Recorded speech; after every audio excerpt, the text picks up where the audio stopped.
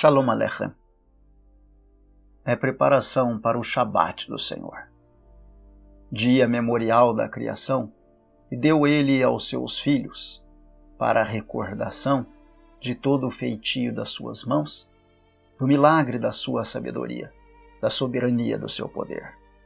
Recebendo o Shabat, nos dedicamos às luzes para recebimento do dia sagrado para com o povo de Deus e sinal entre o homem e o próprio Criador.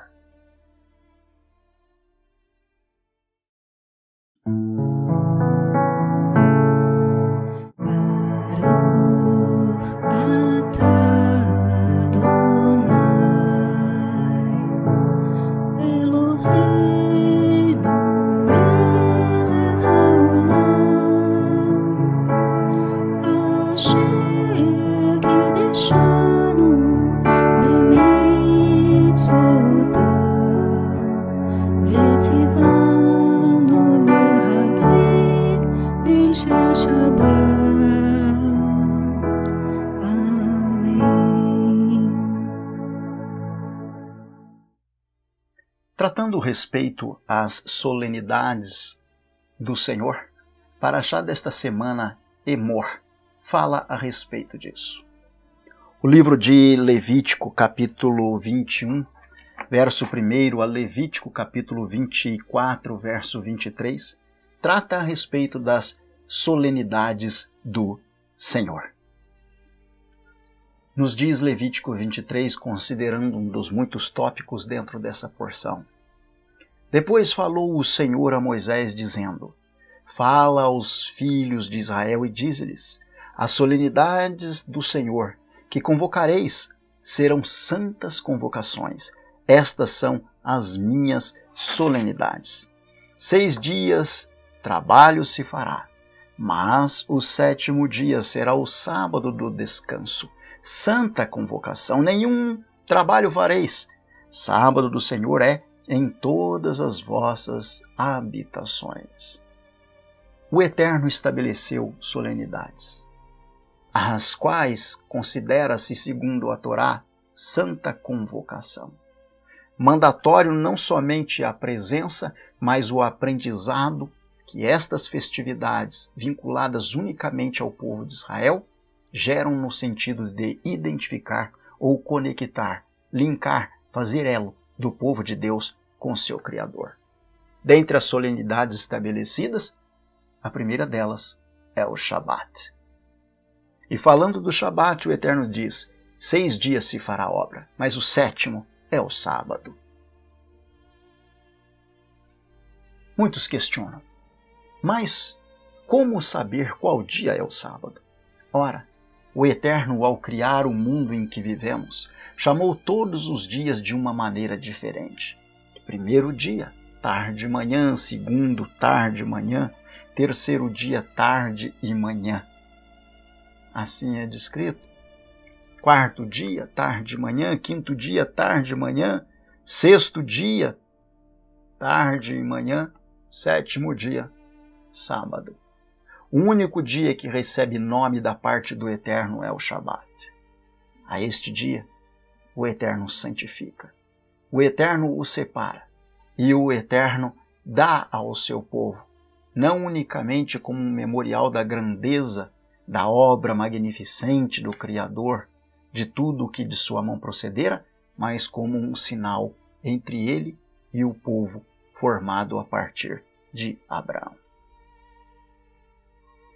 Dentre as solenidades, falamos também de Pêssar. No dia 14 do mês pela tarde é a Páscoa do Senhor no 1º mês. Levítico 23, verso 5. Aos 15 dias deste mês é a festa dos pães ázimos do Senhor. 7 dias comereis pães ázimos. Dia 14 de Nisan representava e representa a morte do Cordeiro Pascal, símbolo da redenção e remissão do povo de Israel por ocasião da sua libertação do Egito pelas mãos de Moisés. Dia 15, a festividade dos pães sem fermento, relembrando não unicamente a amargura, mas a situação que afligiu o povo de Israel e a necessidade de sair com pressa daquelas terras que os escravizaram por 430 anos. O Shabat como o primeiro sinal da criação. Pessah como o sinal da libertação, da redenção do povo de Israel do Egito, liderados por Moisés, que fora levantado por Deus para direcionar 2 milhões de pessoas para atravessarem um deserto. Sem contar homens e mulheres, 600 mil varões. Essas festividades, elas são tão importantes porque não só semanalmente, como anualmente, não somente numa função de memória agrícola, mas numa memória que vincula a história do povo de Israel ao Deus Criador, colocadas como convocações, elas demandam de nós dedicação, como mais um sinal de aliança, como mais um sinal que se adequa unicamente à nação chamada peculiar de Deus. No primeiro dia dos ázimos, dia 15 de Nissan, portanto, se considera um Shabat, dia no qual não se trabalha. Igualmente, isso ocorre no 21º dia do primeiro mês, 21 de Nissan. Esse período, o povo de Israel se isenta de comer qualquer alimento que contenha fermento. A partir do primeiro sábado, depois de Pessah, primeiro sábado semanal, entrando o primeiro dia da semana, se faz o que se chama a contagem do Omer. E por 7 semanas inteiras, ou 7 Shabbatot, se faz a contagem do Omer. E ao 50º dia depois do dia 49, celebramos Shavuot. Uma outra festividade descrita na Torá, que traz à memória a outorga do mandamento, a outorga do decálogo de Deus ao seu povo. Tábuas de pedra 2 trazidas pelas mãos de Moshe quando desceu do Monte Sinai. Aliança de Deus com seu povo, sinal de identidade, sinal de redenção, sinal de reverência, de conduta moral, ética e religiosa, que identifica o povo de Deus como aquele que pela lei alcança a liberdade, em função do seu deleite em obediência ao que é sagrado. Mais festas? Sim, nós temos outras festas mais. No dia 10 do mês 7º, aí falando de Etanim ou Tishrei, nós temos o que se chama Dia da Expiação. Uma celebração anual em que o israelita traz à memória a necessidade de jejum e se coloca diante do Eterno para lembrança da expiação dos seus pecados e recordação da providência de Deus com a entrega do Cordeiro verdadeiro e Yeshua, nosso sumo sacerdote. Dia 10 do mês 7º de Etanim. Dia 15, nos fala a palavra de Deus, o dia 10, citado no verso 27 de Levítico, capítulo 23.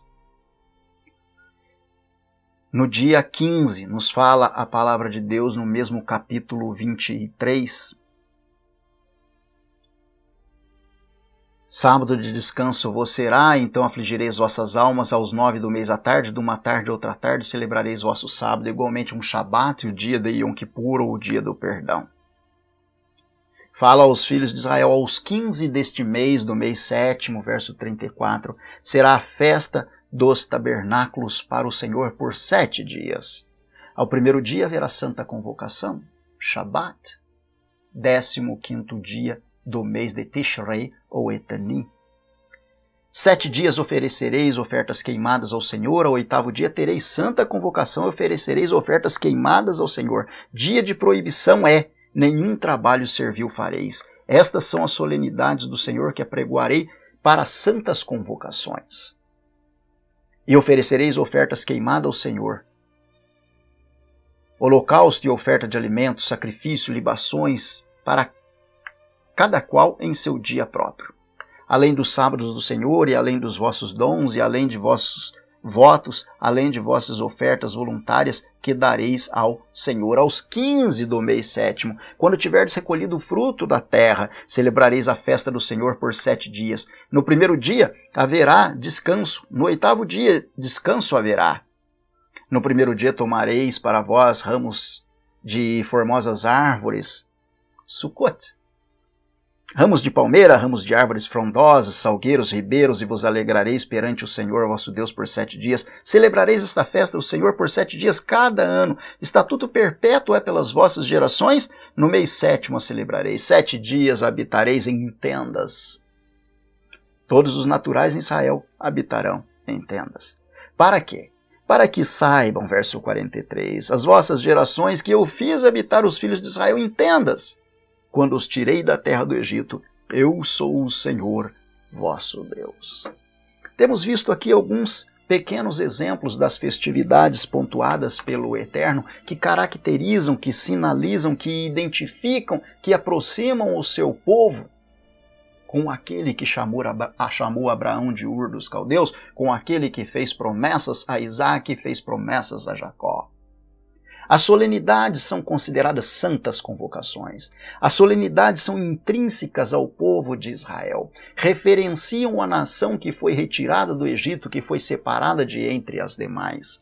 A importância da obediência a esses mandamentos do Eterno não somente nos aproxima do que ele chama de aliança com o seu povo, mas nos caracteriza diante das demais nações como aquela que foi chamada peculiar por Deus, conforme diz o livro de Êxodo, Shemot, capítulo 19. Cumprir para com as festividades, e o Shabat é a primeira das festividades, instituída já por Deus após o 6º dia da criação, quando o Eterno separou este dia, o abençoou e nele descansou. Este mesmo dia é colocado como o primeiro dia de festividade que semanalmente celebramos e trazemos à memória a providência de criação de Deus, a providência de identidade dele e comunhão dele para com o seu povo. Na sequência nós falamos de Pêssar, que nos lembra a redenção do povo de Israel do Egito, a identidade de Deus quando ele diz: eu sou o Eterno, eu tirei vocês do Egito, tirei vocês do meio das nações. O livro de Levítico, capítulo 24, também fala a respeito disso. Para fazer de vocês um povo santo, para fazer de vocês uma nação sacerdotal. No 14º dia do primeiro mês que saístes do Egito, o sangue do cordeiro morto na casa do israelita era colocado sobre a ombreira das portas, simbolizando não só a liberdade, mas evitando a morte dos primogênitos de Israel, simbolizando não unicamente a redenção, mas a expiação dos pecados, o mesmo sangue através do qual alcançamos redenção e expiação derramado por Yeshua no madeiro.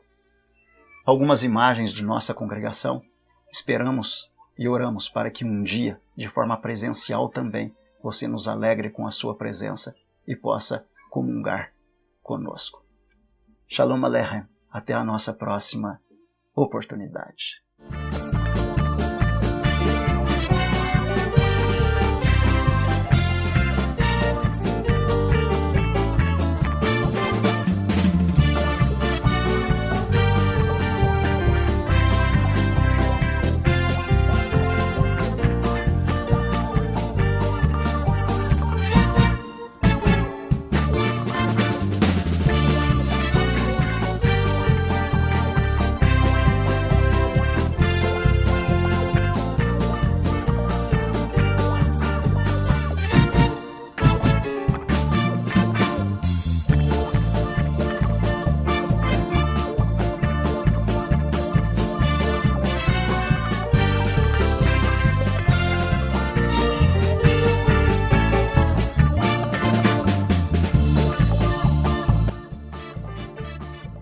A Congregação Israelita da Nova Aliança em Curitiba agradece à Rede Super de Televisão e à direção da PIB Curitiba por esta oportunidade, certos de que o Eterno nosso Deus abençoará aqueles que abençoam o seu povo Israel.